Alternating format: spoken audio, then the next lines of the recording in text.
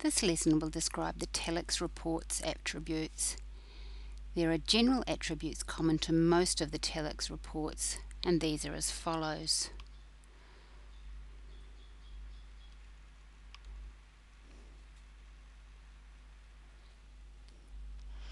The report type.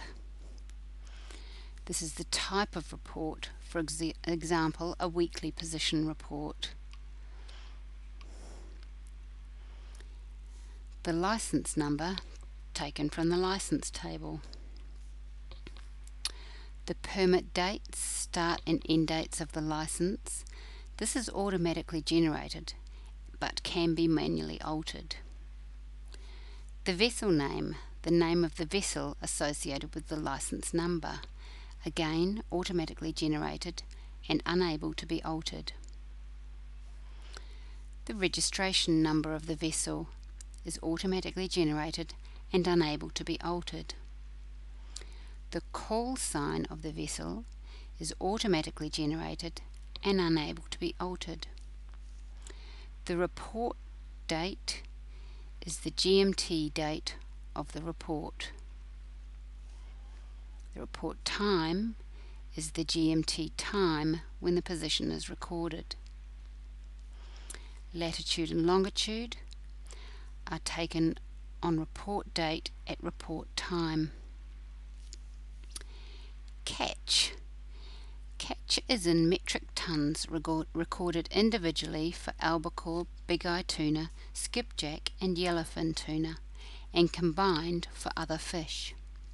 For zone entry and departure, it represents catch on board. For weekly position reports, it represents catch since last report.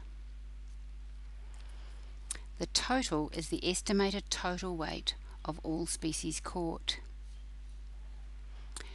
There are points of difference for some telex reports that we will now highlight, and we'll do that by report. Let's have a look at a completion report. It has some additional fields. So it has the port, if known.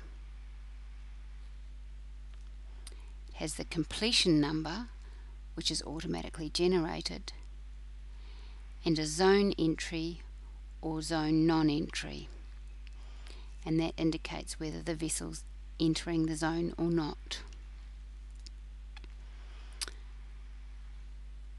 Our next report, which has some differences, is the non-operations report. And this has a date of non-operations, which is the GMT date of non-operations, port, if known, and the reason for non-operations, which can be selected from a drop-down menu.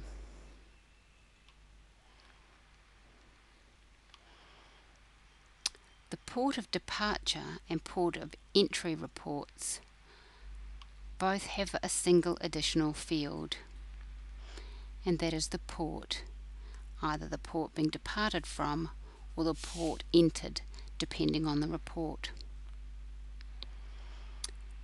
The notification of intention to offload in port report also has additional fields. It has an arrival date, which is the date of arrival, a transshipment date, which is the date of commencing of unloading, and the port where the unloading takes place. The offloading to port report has a notification date, which is the date of notification of intention to offload in port, estimated transshipment date, which is the estimated date of commencement of unloading, and the port of unloading. The resumption of operations report has the date of resumption of operations and the port, if known.